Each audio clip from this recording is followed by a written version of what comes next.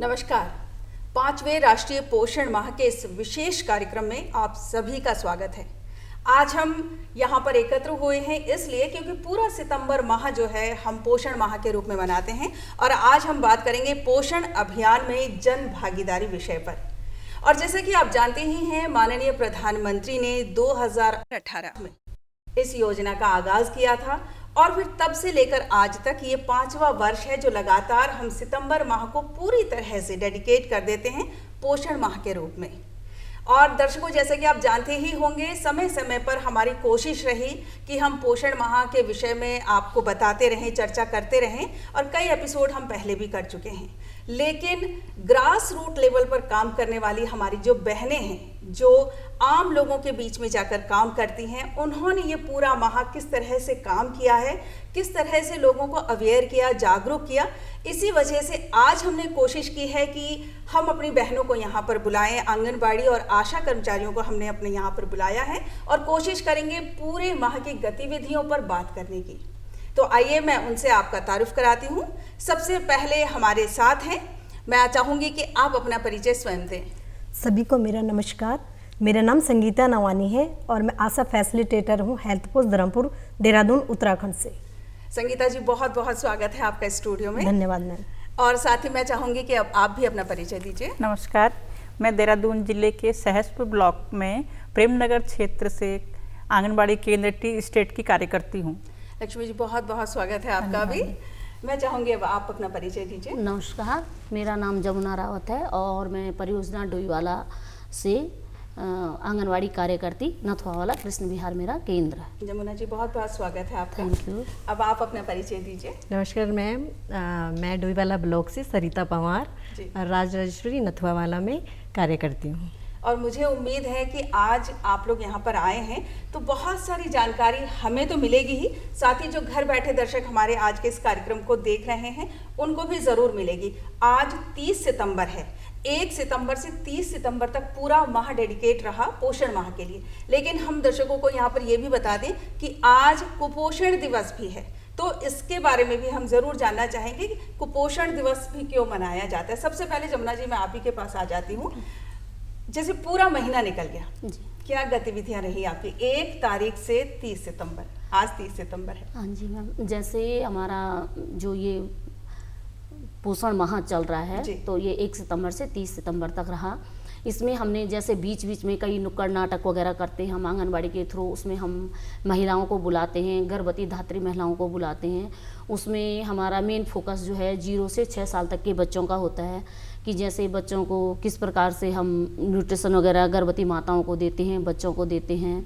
और साथ साथ में बच्चों का हर महीने हम माताओं को बोलते हैं कि अपने बच्चों का वज़न कराएं, जिससे कि हमें पता चले कि बच्चा माने कहीं वज़न बच्चे का कम तो नहीं हो रहा, बच्चा कुपोषित तो नहीं हो रहा है ना। और बच्चों का साथ में बीच बीच में जो टीकाकरण होता ही है वो वगैरह। और जैसे गर्भवती जमुना जी, जैसे भी आपने ये बताया, तो सिर्फ इसी माह में ये काम होता है या पूरे साल भर होता है? नहीं नहीं मैडम, ये हमारा होता रहता है बीच बीच में, हमारा ये होता रहता है। जैसे हर 5 तारीख को हमारे यहाँ जो है राशन भी वितरित किया जाता है, तो उसमें भी हम लोगों को बताते हैं कि माने जैसे जो राशन मिलता है उसको किस प्रकार से यूज़ करना है, गर्भवती धात्री महिलाओं को किस प्रकार से खाना। और साथ में हम ये भी बोलते हैं कि ज़्यादा से ज़्यादा जो हो सके हमारा जो पहाड़ी उत्पाद हैं उनको अवश्य लें, जिससे कि जैसे गर्भवती धात्री महिलाएं इनको जो है अनीमिया न हो, है ना, खून की कमी न हो इनको।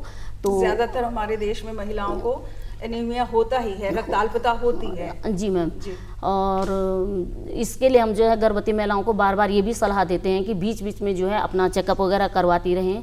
और जैसे जो मौसमी फल वगैरह हैं इनको खाएं और अपना चेकअप करें, तो उससे भी पता चलता है कि जैसे माने कि। और इस मेन चीज़ ये है कि जो बच्चा पेट में पल रहा है वो कल जो है फ्यूचर में जो है कुपोषित न हो। बिल्कुल। हाँ जी सरिता जी, जैसे कि पूरे माह की गतिविधियां जैसे इन्होंने बताया कि किस तरह से अवेयर करती हैं गर्भवती महिलाओं को या फिर बच्चों को, आप अलग केंद्र से आई हैं। हाँ। तो इस माह में विशेष क्या था?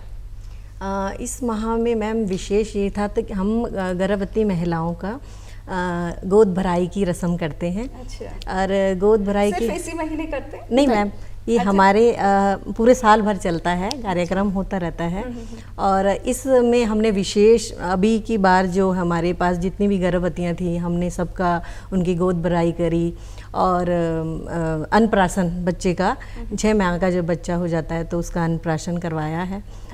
ये हर साल भर चलता है, लेकिन इसमें हमने कुछ ज़्यादा अच्छे से, मतलब इस माह को मनाया जाता है पोषण के, तो अच्छे से पोषण का एक मेला करके इसको हम दिखाते हैं और अच्छा जागरूक करने के लिए जितना अच्छा हमसे हो सके हम इसको पूरे मतलब अपने क्षेत्र में इसको जागरूकता फैलाते हैं। मतलब महिलाओं तक कैसे मैसेज कन्वे करते हैं आप लोग, मतलब कैसे कि हाँ आप लोगों को आना है, आज गोद भराई की रस्म है, किस तरह से करते हैं? मैम हमारे पास क्षेत्र होता है, उस क्षेत्र के सभी मतलब उनका एज से लेके उनका हर चीज़ डिटेल्स हमारे पास होती है। तो हमारे जितने लाभार्थी होते हैं, गर्भवती हैं, तो उनका हम अपने फ़ोन नंबर से जो हमें पूरी डिटेल्स तो हमारे पास होती है, तो उस डिटेल से हम पूरा उनसे कांटेक्ट करके उनको अगले दिन जो प्रोग्राम है उसमें मतलब बुलाते हैं और उसमें फिर गोद भराई की जो रस्म होती है, जैसे ही हम आपने देखा भी होगा हर जगह में मनाया भी जाता है, लोग अपने घरों में भी ऐसे कार्यक्रम करते हैं, तो हम उसी तरीके से मतलब एक तरह का महोत्सव हो जाता है। हाँ, महोत्सव हो जाता है। अच्छा लक्ष्मी जी, आपने बताया कि आप किस ब्लॉक से हैं? सहसपुर ब्लॉक। सहसपुर ब्लॉक से, तो वहाँ पर किस तरह की गतिविधियाँ रहीं? मैम वहाँ पे ये है ना, जो माह सितंबर में पोषण अभियान मनाया जाता है, तो हमारे देश में जो था कि मातृ मृत्यु दर अधिक थी और 0 से 6 साल तक के बच्चों की मृत्यु दर बहुत अधिक थी। जब इस बारे में सर्वे किया गया तो ये पाया गया कि सर्वे में ये जो मृत्यु दर है ये सारी कुपोषण के कारण हो रही है। तो हमारे प्रधानमंत्री जी के द्वारा और नीति आयोग के द्वारा ये तय किया गया कि हम इन 5 साल का एक टारगेट रखा गया कि हम इसको पोषण के रूप में मनाएंगे। तो पोषण मनाने के लिए माह सितंबर का चयन किया गया और सितंबर महीने में हम पूरे महीने में हम मतलब प्रधानमंत्री जी के द्वारा कहा गया था कि हम इसको एक जन आंदोलन का रूप देंगे। बिल्कुल। और मतलब सभी लोगों को कहीं नाटक के जरिए और कभी गोष्ठी के जरिए और कभी रैलियों के जरिए, मतलब हर गांव के हर तबके के हर आदमी को पता हो कि मतलब हमने अपने बच्चों को और महिलाओं को स्वस्थ रखने के लिए क्या खाना है, क्या नहीं खाना है, किस तरह से हम स्वस्थ रहेंगे, इस बारे में इसलिए सितंबर माह का चयन किया गया था। अच्छा संगीता जी, जैसे अभी आपने कहा कि आप आशा लोगों के बीच में काम करती हैं, पहले आप आशा थी जी, तो आशा आंगनबाड़ी से किस तरह से जुड़ती है, लोगों से किस तरह से जुड़ती जी है? मैम, हम लोगों का जैसे काम फील्ड वर्क होता है और अपने समुदाय में ही काम करते हैं हम लोग। तो जैसे वहाँ की हमारी आंगनबाड़ी और आशा वर्कर एक साथ मिलके काम करती हैं। मान लो वो फील्ड में विजिट कर रही हैं और वो घरों के दौरे करते हैं, उन्हें कोई गर्भवती मिलती है उस दौरान में या कोई कुपोषित बच्चा मिलता है। जैसे आपको भी पता है कि कुपोषण एक अभिशाप होता है। अगर किसी बच्चे का उसका उम्र के अनुसार उसकी लंबाई और वजन नहीं बढ़ती तो हम कुपोषित की श्रेणी में रखते हैं और उसको कई बीमारियां हो जाती है। बिल्कुल। और आपको ये जानकर हैरानी होगी कि हमारे देश में जब सर्वे किया गया जी तो 53% बच्चे जो हैं वो कुपोषित थे। तभी माननीय प्रधानमंत्री ने इस अभियान का आगाज किया। तब उनको लगा कि नहीं, इसको एक अभियान के तौर पर हमें काम करना होगा और अभियान के लिए भी उन्होंने ये कहा कि भाई जन आंदोलन, जन भागीदारी का होना बहुत जरूरी है। अच्छा आगे बताइए आपकी मतलब फिर आप किस तरह से जुड़ते हैं? फिर मैम फिर जैसे हमें गर्भवती मिलती है तो हम सबसे पहले उन्हें पंजीकरण करके हम उन्हें बोलते हैं आंगनबाड़ी में जाइए और वहाँ का लाभ लीजिए। अच्छा, जैसे मतलब आपका काम सबसे पहले ये होता है कि आप किसी गर्भवती महिला को, हाँ जी, आपको जैसे ही पता चलता है तो आप उनको हॉस्पिटल तक लेके जाते हैं कि आंगनबाड़ी में मैडम लेके जाते हैं? सबसे पहले हम उनका पंजीकरण करते हैं, हॉस्पिटल में ले जाते हैं। उसके बाद जैसे ही हमें पता चलता है उसके बाद हम आंगनबाड़ी के पास भेजते हैं ताकि उनको जो टेक होम राशन मिल रहा है वो समय पे मिल जाए। इसलिए हम उनको बोलते हैं कि आप लोग जो है आंगनबाड़ी के साथ में मतलब जाके उनसे बात करिए, अपना वहाँ पे जो चेकअप हुए आपके वहाँ चढ़ाइए और उसके बाद जो है आप उस सुविधा का लाभ लीजिए।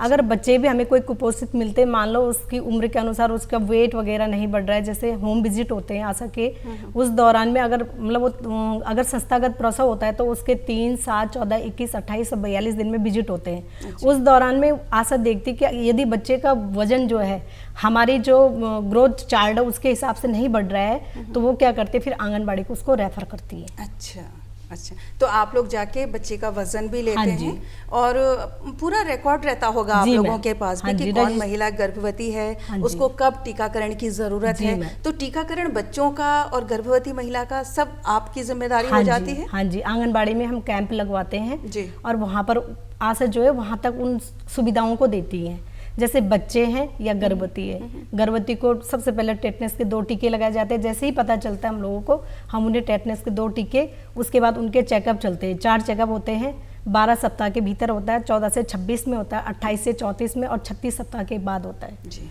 ये 4 चेकअप होते हैं। उसके बाद जो है डिलीवरी हमें संस्थागत ही करानी होती है, ताकि मतलब उस जो गर्भवती है उन्हें भी सुविधाएं मिले। जननी सुरक्षा योजना के अंतर्गत यदि उसका प्रसव संस्था में होता है अर्बन एरिया में, तो उन लोगों को 1000 रुपये वहाँ से मिलते हैं। अच्छा, तो ये भी देखिए, ये भी मतलब बहुत सारी चीज़ें हैं जो महिलाओं के स्वास्थ्य के लिए सोची गई हैं। और 2024 का जो हर बार थीम होती है, इस बार की थीम भी यही है, महिला स्वास्थ्य और साथ ही बच्चा और शिक्षा।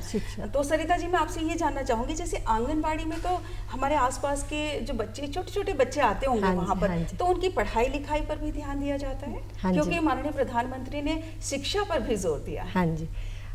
मैम, इसमें जो हमारे पास जो छोटे बच्चे हैं अभी 3 से 6 साल के, हमारे आंगनवाड़ी में मेन फोकस उन्हीं बच्चों पे है। 3 से 6 साल के हम उन बच्चों को, हमारी जो आंगनवाड़ी की जो मतलब एक बुनियाद है, उस 3 कड़ियों पे है ये। जैसे हम आंगनवाड़ी कार्यकर्ती, जो इनका कार्य है हमारा, जैसे जो हमारा कार्य है आंगनवाड़ी कार्यकर्तियों का, हम बच्चों पे, महिलाओं पे, किशोरी बालिकाओं पे और हम उनको, छोटे बच्चों को पढ़ाने का, उनको हम जो वहाँ पे छोटी छोटी एक्टिविटी कराने का। अच्छा, ये भी आप लोगों का काम हाँ होता है? हाँ, ये अच्छा। काम भी हमारा होता है। और मतलब एक इस बार के थीम में टॉय मेकिंग भी कुछ है। हाँ जी, हाँ जी, टॉय मेकिंग क्या भी है? है मैम। ये होता है वेस्ट मटेरियल से, मतलब हमारे जो ये शिक्षा जो सरकार ने हमें अवेलेबल करवाई है, इसमें क्या है, ये फ्री ऑफ कॉस्ट है। मतलब स्कूलों में जैसे फीस वगैरह का होता है, ऐसा कुछ नहीं है, ये फ्री ऑफ कॉस्ट है हमारे आंगनवाड़ी में। बच्चों को जो उनको जो टॉयज़ होते हैं, हम ही लोग मतलब उन, वैसे तो हमें अब पेटियां मिलती हैं हमारे विभाग के थ्रू, उसमें खिलौने होते हैं बच्चों को, उन बच्चों को उनमें बैठ के, हमारी एक उद्देश्य ये होगा शायद कि उन खिलौने के माध्यम से भी बच्चे सीखते हैं। हाँ जी, हाँ जी मैम। जब बच्चा घर से आ रहा है ना, वो एक कोरी स्लेट की तरह है। हम उसको एक, मतलब हम बोलते हैं कि खिलौना है, वो भी एक कच्ची मिट्टी का खिलौना है। तो वो हमारे पास आके, तो हम उसको थोड़ा सा उसको निखारते हैं उस बच्चे को ना वहाँ पे। तो हमारे साथ हेल्पर भी होती हैं, सहायिका होती हैं, उनका वहाँ पे बच्चों के साथ बैठना उठना, थोड़ा उनका साफ सफाई का ध्यान रखना, उनको खाना खिलाना। हमारे उधर सेंटरों में खाना भी बनाया जाता है बच्चों के लिए, खिचड़ी, दलिया, ऐसी चीज़ें दी जाती हैं उनको। नाश्ते में भुना चना, मुरमुरे, बिस्किट वगैरह बच्चों को ये भी खिलाते हैं। तो उनको मतलब हाइजीन के बारे में भी बताया जाता हाँ, है वहाँ हाँ, पर कि किस तरह से साफ सफाई का हमें ध्यान रखना है। हाँ जी। अच्छा जमुना जी, आप हमें ये बताइए, जैसे जो भी खाना हम बच्चों को देते हैं, इस बार का जो थीम है उसको मैं बार बार जोर इसलिए दे रही हूँ कि उसमें उन्होंने पूरी तरह से बताया है कि हमें अपने एरिया के भोजन को, खाने को, जो हमारे यहाँ का ट्रेडिशन है पहाड़ का, तो उसके लिए भी हमें अपनी भोजन माताओं से मिलकर इस तरह के भोजन बनवाने हैं जो हमारे पहाड़ों में खाया जाता है। अगर हम उत्तराखंड की बात करते हैं तो किस तरह का, मतलब उसमें भी कुछ बदलाव आया है? जी मैम, जैसे मैडम ने बोला था ना कि जैसे हमारे पास कॉन्टैक्ट नंबर होते हैं, उनके थ्रू हम उन लोगों को आंगनवाड़ी में बुलाते हैं, तो उनके साथ गोष्ठियाँ होती हैं, बैठकें होती हैं, तो उनमें हम उनको बताते हैं कि जैसे ज़्यादा से ज़्यादा जो है पहाड़ी उत्पाद, जैसे गढ़वाली में बोले तो ये कुल्थ, जो हिंदी में कुल्थ बोलते हैं, तो गढ़वाली में गहत हो गया, तो गौत का फाणू बनाओ, है ना। और क्या होता है हमारे यहाँ, जैसे ये झंगोरा होता है, झंगोरे की खीर बनाइए। और मेन चीज़ जो भट्ट होते हैं, सबसे ज़्यादा प्रोटीन जो है भट्टों में पाया जाता है, भट्ट में होता है। तो जैसे गर्भवती महिलाओं को, धात्री महिलाओं को हम बोलते हैं कि भट्ट ज़्यादा से ज़्यादा यूज़ करें, कुल्थ यूज़ करें। और जो हमारा ये मंडवे का आटा है, गाँव में तो, गढ़वाल में तो इसको कोदो बोलते हैं। नहीं, अब जैसे पहाड़ में कोदो बोला, वहाँ पर बनाना भी आता है लोगों को, है? हाँ जी। अब जैसे शहरों में लोग आ गए हैं, हमारी जो लड़कियां हैं वो भी शहरों में आ गई, तो उनको अगर बनाना नहीं आता, आपने उनको सामग्री तो प्रोवाइड करा दी, लेकिन उनको अगर बनाना नहीं आता तो क्या किसी तरह के सिखाते हैं मैम हमारे यहाँ? जैसे हमारी हेल्पर्स होती हैं जो, तो सिखाती हैं, वो बनाती हैं, बना के दिखाते हैं हम लोग। और जैसे हमारा ये जो प्रोग्राम होता है, जैसे कभी कभी बीच बीच में हम प्रोग्राम करते हैं, तो वहाँ हम लोग बना के ले जाते हैं, तो दिखाते हैं, फिर वहाँ बताते हैं कि इसको ऐसे करके बनाया जाता है। कोदो की रोटी हर कोई नहीं बना सकता। हाँ जी, वो फट जाती है बनाने में, उसको बनाने का भी तरीका होता है, तो उसको बताते हैं वहाँ पे और बना के भी ले जाते हैं। जैसे वो आटे का हलवा, वो भी बहुत अच्छा होता है गर्भवती महिलाओं के लिए, तो बनाना सिखाते हैं हम लोग। और जैसे मेन चीज़ जैसे हरी पत्तियाँ जो क्या है, एक गर्भवती महिला के लिए पौष्टिक आहार है, इसकी जानकारी आप देते हैं। जी। लक्ष्मी जी, ये बताइए हमें कि जैसे न्यूट्रिशन वैल्यू के बारे में कैसे पता चलेगा कि आप कोदो खा रही हैं। कई बार ऐसा होता है ना कि कोई गर्भवती महिला है तो उसको बहुत ज़्यादा, डॉक्टर भी बोलते हैं बहुत ज़्यादा गर्म चीज़ें आपको नहीं खानी है, तो ये आप लोग कैसे बताते हैं उनको कि आप ये खाइए, ये नहीं खाइए? जो आप लोग किट एक देते हैं, प्रोवाइड कराते हैं, तो वो किट में मतलब वो सारी चीज़ें खाने योग्य ही होती होंगी? जो हम उन लोगों को किट देते हैं, उस किट में मतलब मौसम के हिसाब से उसमें राशन होता है। तो जैसे गर्मियाँ हैं तो गर्मियों में मंडुए का आटा नहीं होता, जाड़ों में मंडुए का आटा होता है। तो कई लोग मंडुए का आटा नहीं खाते हैं, तो हम उन्हें बोलते हैं अगर तुम खाली मंडुआ बनाना भी सबको नहीं आता है तो इसमें गेहूं का आटा मिक्स करो तो रोटी बनाओ। कई लोग बिस्किट या मंडुए के आटे के बिस्किट भी बना सकते हैं, और कई लोगों को बोलते हैं कि मंडुए के आटे का हलवा भी बना सकते हैं। अच्छा। या फिर साग, उसमें थोड़ा बहुत घर की सब्जी मिला के उसे मतलब जैसे हम पोहा बनाते हैं, इसी तरह मंडुए का आटा वो बनाकर भी खा सकते हैं। तो मॉनिटर कौन करता है सरिता जी, ये बताइए? जैसे हमने सामान दे दिया, ठीक है, अब उसको ये मॉनिटर कौन करता है कि ये जो गर्भवती महिलाएं हैं सामान लेके गई हैं तो ये खा भी रही हैं, इस्तेमाल कर भी रही हैं या नहीं कर रही हैं? क्या इसका मॉनिटर कोई करता है? मैम, इसका मॉनिटर हम खुद ही हैं। हम खुद ही इस चीज़ को अपने फील्ड में देखते हैं। इसमें हम देखते हैं, हम उनसे पूछते हैं। हमारी मंथ में उनके साथ मतलब हम काफ़ी लोगों से रूबरू होते रहते हैं, मतलब उस जरिए उनसे मिलना। और मैम, मेन बात ये होती है कि जो हम आंगनवाड़ी वर्कर होती हैं, अपने ही फील्ड के, हमारा घर भी वहीं होता है, मतलब हम अपने ही फील्ड के होते हैं, आसपास के ही लोग होते हैं। तो हम उनके, हमारी तो वैसे ही उन लोगों के साथ रिश्तेदारी ही समझिए आप, रिश्तेदारी होती है उन लोगों के साथ। तो हम उनसे शाम को मिल लेते हैं, जैसे ही टाइम लगे वैसे मिल जाते हैं। बातों में कि तुमने वो खाया कि नहीं, इसको इस्तेमाल कर रहे हैं आपके नहीं है। तो मैम, अभी जैसे पहले बीच में लोगों का बहुत ज़्यादा प्रचलन हो गया था कि बाहर का ही खाना है, लेकिन अभी मैम वो 2 साल जो लोग अपनी इतनी भयानक बीमारी से जूझे हैं, तो उसमें लोगों को पता लग गया है। अभी जैसे हम भी बैठक में पता लगता है कि लोगों को बताने में ये भी पता लगता है कि भाई उनको ये लग रहा है कि हमें स्वस्थ रहना है, तो हमें स्वस्थ रहना तो अच्छा भोजन करना है। बिल्कुल, इम्यूनिटी जिसकी स्ट्रांग थी वो सरवाइव कर गए पिछली बार, ऐसे हुआ ना। संगीता जी, आप मुझे ये बताइए, जैसे कि कई बार ये होता है कि जैसे हम लोग बात कर रहे हैं पौष्टिक आहार की, और ASHA worker, as a ASHA worker आपका काम हो जाता है कि आपको, आपके हाथ में ये होती है गर्भवती महिला कि जब तक उसका प्रसव नहीं होता तो आप रेगुलर विजिट करते रहते हैं। अगर किसी तरह की कोई तकलीफ होती, क्योंकि महिला स्वास्थ्य बहुत बड़ी बात हो जाती है, एक परिवार में अगर महिला स्वस्थ है तो उसका पूरा परिवार स्वस्थ हो जाता है। तो गर्भावस्था के दौरान ऐसी कौन कौन सी बातें होती हैं जिस पे आप उनको ये समझाते हैं कि इन बातों पर ध्यान रखना है? मैडम, जैसे खून की कमी सबसे पहली बात है कि रक्त अल्पता जो है वो नहीं होनी चाहिए। और आज जैसे कुपोषण दिवस, हाँ जी, तो कुपोषण मतलब पूरा का पूरा महीना हमने डेडिकेट किया हुआ है, तो उनको ये रक्ताल्पता की कमी तो खैर होनी ही नहीं चाहिए, तो ये समझाते होंगे। तो भोजन किस तरह का, ये आप लोग भी समझाते हैं? जी मैडम, उनको एक संतुलित डाइट लेनी चाहिए जिसमें सभी पौष्टिक तत्व हो। अच्छा, उसके लिए हम बोलते हैं जो मौसमी फल हैं आप लोगों को वो लीजिए, जो आप लोगों को आंगनबाड़ी से जो मतलब राशन मिल रहा है उसे लीजिए। उसके बाद जो है कि आप अपने रूटीन से चेकअप, आयरन, कैल्शियम की गोलियां होती है, उसके साथ में जो है कि उनके बार बार जब रूटीन से हीमोग्लोबिन का भी चेकअप होता है तो उसमें पता चल जाता है कि इसका ब्लड कितना है। अच्छा। उसके बाद यदि हमें लगता है कि इस स्त्री का जो हीमोग्लोबिन है वो 7 ग्राम से नीचे है या मतलब 7 ग्राम तक है, तो हम उसको फिर एडमिट करते हैं या डॉक्टर की सलाह पे उनको जो डॉक्टर साहब बोलते हैं हम फिर उसी हिसाब से उनको, अगर उसको आयरन की और अतिरिक्त मात्रा में तो उन्हें एडमिट करवा देते हैं फिर। बिल्कुल। अच्छा, जैसे ये बात हो जाती है कि आप गर्भवती महिला को हॉस्पिटलाइज करती हैं डिलीवरी के लिए, ठीक है, और जैसे टेटनस के इंजेक्शन आप लगवा ही देते हैं, पहले आंगनबाड़ी में लग जाते हैं वो? हाँ जी, जब अब कैंप होता है तो वहीं पर ही लगाते हैं हम लोग। अच्छा, एनम आती हैं जी, एनम लगाती हैं फिर। अच्छा, और कई बार ऐसा होता है ना, जैसे एनीमिक है, अभी आप कह रही हैं कि रक्ताल्पता नहीं होनी चाहिए, तो उसके लिए भी क्या आप हॉस्पिटल लेके जाती हैं, क्योंकि उस टाइम बहुत सारी मेडिसिन की ज़रूरत होती है, या आप लोगों के किट में अपने पास होता है? मैडम मतलब अगर नॉर्मल है तो आयरन कैल्शियम चलेंगी उनकी। अच्छा, अगर बहुत ज़्यादा एनीमिक है तो उसके लिए तो ये आयरन कैल्शियम जो है आप लोग खुद ही देते हैं? हाँ जी, आप लोगों के पास होती है? हाँ जी, हम जो हमारे हेल्थ एंड वेलनेस सेंटर भी काम करते हैं हमारे साथ में, और हमारे यूपीएससी जो चल रही है अभी, और हेल्थ पोस्ट, इन सब मिलके हम लोग उनका जो आयरन कैल्शियम है वहाँ से लेते हैं, और फिर जो है आशा तक उन तक पहुँचाते हैं, और उसके बाद वो जो है अपने क्षेत्र में डिस्ट्रीब्यूट करती है। अच्छा, लेकिन हमारे यहाँ महिलाओं की एक आदत होती है जी, उनको जो दवाइयाँ मिलती हैं, हाँ जी, वो उसे तकिए के नीचे रख के सो जाती हाँ जी, है, वो खाती नहीं है, जी, तो वो आयरन और कैल्शियम कैसे बढ़ेगा, ये मॉनिटर करना भी होता है? मैडम उसके लिए मॉनिटरिंग, जैसे हम लोग भी जाते हैं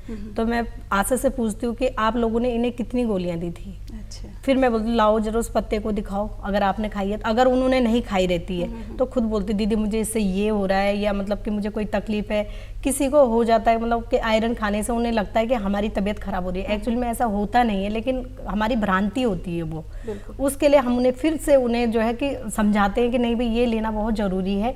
इसके साथ में जैसे मतलब फल है, सब्जी, हरी सब्जी के दौरान बहुत सारे बदलाव हमारे अंदर आ रहे होते हैं, तो वो उनको ऐसा लगता है कि ये दवाओं का सेवन मैं कर रही हूँ, तो शायद इस वजह से हो रहा हो। लक्ष्मी जी, जैसे छोटे बच्चे हैं आंगनवाड़ी में आते होंगे, तो आप लोग ये कैसे डिसाइड करते हैं कि ये बच्चा कुपोषित है? क्या किसी तरह की कोई जांच आप करवाने के लिए लेके जाते हैं, अगर आपको लगता है हाँ ये कुपोषित है? नहीं मैडम, उसमें यह है ना, हम हर महीने बच्चों का वजन लेते हैं। अच्छा। और मतलब बच्चे का कुपोषण का शिकार सिर्फ वजन से ही नहीं है।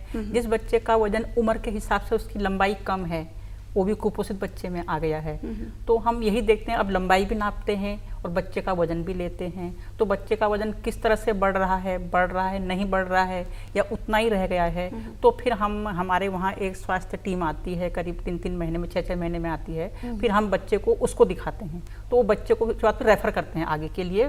फिर सारा बच्चे का पूरा इलाज फ्री में होता है उसके बाद। अच्छा सरिता जी, मुझे ये बताइए, जैसे कुपोषण से अगर हमें अपने बच्चे को बचाना है तो इसकी शुरुआत हमें कहाँ से करनी है? उसकी शुरुआत मैम हम एक गर्भवती महिला से करेंगे। अच्छा, तो वो गर्भवती महिला, अगर उसके बच्चे पे हम फोकस करें, पहले तो माँ पे फोकस करेंगे हम मैम जैसे मैम ने बताया है कि इन्हीं के पास पहले जाके पंजीकरण होता है, उन्हीं से हमारे थ्रू ये हमारे पास भेजती हैं आशा मैम। तो जो ये पूरी उनको जानकारी देते हैं मैम, फिर हम भी उनको वो पूरी जानकारी देते हैं कि आपको क्या खाना है, आपको अपनी देखभाल कैसे रखनी है। मतलब आपको जैसे मैम ने बताया कि हमारे पास जो आयरन, कैल्शियम, मैम अभी इनका पूरा किट आया है, calcium, iron, vitamin D, vitamin A, ये सब उसमें किट में अवेलेबल थे। और मैं अपने फील्ड में जो आशाएं, हम खान पान के साथ साथ इन बातों पर भी ध्यान रखना जरूरी है। तो मैं अपने फील्ड में मैम आशाओं के संपर्क में भी पूरा रहती हूँ, और उनसे मतलब बात करती रहती हूँ कि जो आपके पास दवाई अवेलेबल आती है, मतलब जो भी होती हैं, वो हम तक भी दो, हम आगे मतलब उनको जो हमारे फील्ड के जितने भी लोग हैं उनको दे सकें और उनको समझा सकें। कई होती हैं महिलाएं जो आनाकानी करती हैं, लेकिन हमें उनको कैसे देना है वो हमें अच्छे से आ जाता है। बिल्कुल, आप लोगों को तरीका होता है। हाँ, तरीका होता है कैसे आप लोग काम करते हैं। अच्छा संगीता, आप मुझे ये बताइए, जैसे स्तनपान कराना कितना जरूरी हो जाता है अगर कुपोषण से हमें बच्चे को बचाना है, और वो भी शुरुआत के दिन का? हाँ जी मैम, जैसे मतलब बच्चा जैसा डिलीवर हो गया है उसके आधे घंटे के बाद मतलब स्वच्छता का भी ध्यान रखना चाहिए, क्योंकि उसी टाइम पे इन्फेक्शन होने का ज़्यादा खतरा रहेगा। इसके लिए सबसे पहले तो हमें जो है कि माँ का पहला गाढ़ा दूध जरूर पिलाना चाहिए, उसमें कोलेस्ट्रॉल होता है, और 6 माह तक। तो इसके लिए आशा को मतलब ये ट्रेनिंग के टाइम ही ये कहा जाता है, सिखाया जाता है कि आपको जो है स्तनपान जरूर करवाना है, ब्रेस्ट फीडिंग जो कि एक्सक्लूसिव होनी चाहिए। जी मैम, जी बताएं, और बताएं। उसके बाद जैसे मतलब पहला दूध माँ का जरूर होना चाहिए, उसके बाद सबसे पहले उसका टीकाकरण होना चाहिए। जैसे ही बच्चा मतलब पैदा हुआ उसके जो है BCG का टीका लगना चाहिए, ताकि उसे TB की बीमारी ना हो। वो TB भी हमारे बच्चों को अगर होती है तो वो कुपोषण का बहुत बड़ा भागीदार बनता है उसमें। अगर कुपोषण से बचाना है तो शुरुआत हमने गर्भावस्था से ही जी करनी मैम, चाहिए। गर्भावस्था टिटनेस के 2 इंजेक्शन हमने जी लगवा मैम, दिए। उसके बाद जब बच्चा पैदा हुआ, एक तो सबसे पहला टीका उसका कोलोस्ट्रोम हो हाँ गया जी। और दूसरा उसका बीसीजी का टीका। जी वहाँ मैम। टीकाकरण जो है बीसीजी से शुरू हाँ हुआ। जी। जी उसके बाद जैसे मतलब कि बच्चे, फिर उसके बाद हमें उन्हें आहार से संबंधित मतलब गर्भवती को बताना पड़ता है भाई आपको डाइट अच्छी लेनी पड़ेगी, तभी बच्चे के लिए दूध बनेगा। और जो है कि बैठ के दूध पिलाई, फीड कराने के बारे में बताते हैं, बैठ के डकार दिलाइए बच्चे को। उसके बाद जो है कि जैसे मतलब 6 माह तक कुछ नहीं, पानी भी नहीं देना है, क्योंकि माँ के दूध में सब चीज़ पौष्टिक तत्व होते हैं। बिल्कुल। इसलिए बच्चे को हम स्तनपान के लिए इस पे ज़्यादा फोकस करते हैं और 6 माह के बाद अनुपूरक आहार के बारे में सलाह देते हैं। बिल्कुल। अनुपूरक आहार के बारे में जमुना जी आपसे जानना चाहूंगी कि जैसे 6 महीने के जैसे हमारा बच्चा हो जाता है तब क्या करते हैं, कैसे शुरुआत होती है? हाँ जी, तो जैसे तो पहले हमारे यहाँ जो है जैसे बच्चा 6 महीने का होता है तो हमारी आंगनवाड़ियों में भी जो है अन्नप्राशन किया जाता है। एक महोत्सव के रूप में हम उसको मनाते हैं। तो पापा मम्मी दोनों आते हैं, बच्चे को लेके आते हैं। हमारे यहाँ खीर बनाई जाती है। मतलब हमेशा होता है या इसी महीने? नहीं मैम, हमेशा जब भी हमारे यहाँ माने जैसे गोद भराई और अन्नप्राशन का जैसे मैडम ने बताया था कि होता है, तो जैसी बिटिया जो है 5 बच्चा बेटा हो चाहे बेटी हो तो हम 5 माने 6वें महीने में उनका अन्नप्राशन कराते हैं। तो अच्छा, तब तक आप लोग भी जो स्तनपान कराने वाली महिलाएं होती हैं उनको भी किट दी जाती है या गर्भावस्था के दौरान ही दिया जाता है? जैसे कोई भी खान पान का सामान है? अच्छा नहीं मैम, वो तो जैसे ही वो हमारे यहाँ पंजीकरण होता है जी। तो अब पहले तो 3रे महीने में पंजीकरण होता है था, लेकिन अब तो ये हो गया है कि जैसे ही माने लेडीज़ को पता चलता है कि मैं प्रेग्नेंट हूँ तो वैसे ही जो है आंगनबाड़ी में हम लोग रजिस्ट्रेशन कर देते हैं उनका। तो जैसे इस महीने रजिस्ट्रेशन करा, अगले महीने से उनको जो है खान पान की जो किट आती हाँ है जी वो अगले महीने से प्रोवाइड हो जाती है उनको। और जैसे ही आपने बोला डिलीवरी के बाद तब भी किसी तरह का कोई सामान दिया जाता है मैम। हाँ जी मैम, ये जो है बच्चा जब तक 2 साल 11 महीने माने 3 साल तक दिया जाता है। अच्छा, ठीक है ना। और एक आजकल जो है हमारे मुख्यमंत्री जी द्वारा जो है महालक्ष्मी किट भी वितरित की जाती है। हाँ, उसके बारे में बताएं। हाँ जी, तो वो जैसी माने प्रथम 2 कन्याओं पे जो है वो मिलता है। अच्छा, बेटियों के जन्म बेटियों के लिए, हाँ जी बेटियों के लिए वो जैसे 2 कन्याएं फर्स्ट और सेकंड बेबी पे वो मिलता है। तो उसमें काफ़ी कुछ सामान है। अच्छा। जैसे बेड शीट वगैरह हो गई, माँ के लिए ड्राई फ्रूट्स वगैरह हो गए, और बच्चे के लिए वो है नैपकिन है, मम्मी के लिए सैनिटरी नैपकिन वगैरह है। ऐसा माने सामान है उसमें, शायद 5000 तक का सामान है वो दिया जाता है। वो मुख्यमंत्री महालक्ष्मी किट करके आती है ना। और दूसरा मतलब बच्चे का अन्नप्राशन जब हो जाता है आप लोग अपने आंगनबाड़ी केंद्र में बुला के ही करते हैं। हाँ जी। उसके बाद महिला को ये समझाते होंगे, माँ को ये समझाते होंगे हाँ कि किस प्रकार से बच्चे को दूध के अलावा भी, दूध स्तनपान के हाँ अलावा जी भी, जैसे माने पतली खिचड़ी हो गई, बिल्कुल पतली खिचड़ी हो गई, और जैसे बॉयल अंडा हो गया है ना वो देना है। और जैसे आलू बॉयल करके वो मसल करके बच्चे को हम खिला सकते हैं। हाइजीन के बारे में भी साथ में हाँ जी जी बिल्कुल हाथ धो के, हाँ जी बिल्कुल हाथ धो के। और उसके साथ और हम क्या देते हैं, लक्ष्मी जी के पास में आ जाती हूँ। हाँ जी लक्ष्मी जी, आप मुझे ये बताइए प्रधानमंत्री मातृ वंदना के बारे में जल्दी से थोड़ा सा बता दीजिए। प्रधानमंत्री मातृ वंदना ये है कि मतलब जो महिलाओं में कमजोरी होती थी, कई महिलाएं मतलब गरीब भी हैं तो अपने खान पीन का ध्यान नहीं रख पाती थी, तो प्रधानमंत्री जी ने स्कीम चलाई कि हम कुछ किस्तों में इन्हें मतलब कुछ पैसा देंगे। अच्छा। तो ये अपने ऊपर इस पैसे को खर्च करके खा सकते हैं। अच्छा। तो जैसे उनका मतलब 5 महीने 150 दिन हो गए तो उसमें 1000 रुपए की किस्त पहले रखी है कंसीव करने के बाद। हाँ जी हाँ जी, मतलब हम लोग फॉर्म भरते हैं तो 1000 रुपए की धनराशि पहले उनके खाते में आती है। फिर जैसे 9 महीने का गर्भ हो गया फिर 2000 रुपए की धनराशि फिर उनके खाते में आती है, तो 3000 उनका ये हो गया। लेकिन जब बच्चा होता है तो मतलब हमारा मेन ये रहता है कि संस्थागत प्रसव हो। अगर संस्थागत प्रसव होता है तो 1000 रुपए उनको वहाँ से फिर मिलते हैं। अच्छा। तो उनका खान पीन का वो भी एक साधन हो गया। मतलब कहीं ना कहीं से ये ध्यान दिया जा रहा है हाँ जी, मतलब महिला माँ खर्च करे, बिल्कुल अपने ऊपर वो खर्च करे, खान पान पे खर्च करे, जिससे कि वो स्वस्थ रहे। जब आप लोग जो है फील्ड पे इतना मेहनत करते हैं, इतना काम करते हैं, और माननीय प्रधानमंत्री ने जो सोचा है, उनका जो सपना है कि हम अपने देश को कुपोषण से मुक्त करेंगे, और आप लोग भी लगातार मेहनत कर रहे हैं। उम्मीद है बहुत जल्दी हमारा देश भी स्वस्थ हो जाएगा, कुपोषण से मुक्त हो जाएगा। आप लोग स्टूडियो में आए, समय निकालने के लिए आप सभी का बहुत बहुत धन्यवाद। दर्शकों, आज हमने जितनी भी पोषण माह विषय पर बातचीत की है, ये बातचीत आपको ज़रूर पसंद आई होगी, और ये बातचीत करने का हमारा उद्देश्य है कि हम जन जन को पोषण के प्रति आगाह कर सके और उनको जागरूक कर सकें। आपको पौष्टिक आहारों का सेवन करना है जिससे कि आप स्वस्थ रहें, आपका परिवार स्वस्थ रहे। आज के लिए इतना ही, दीजिए इजाज़त, नमस्कार।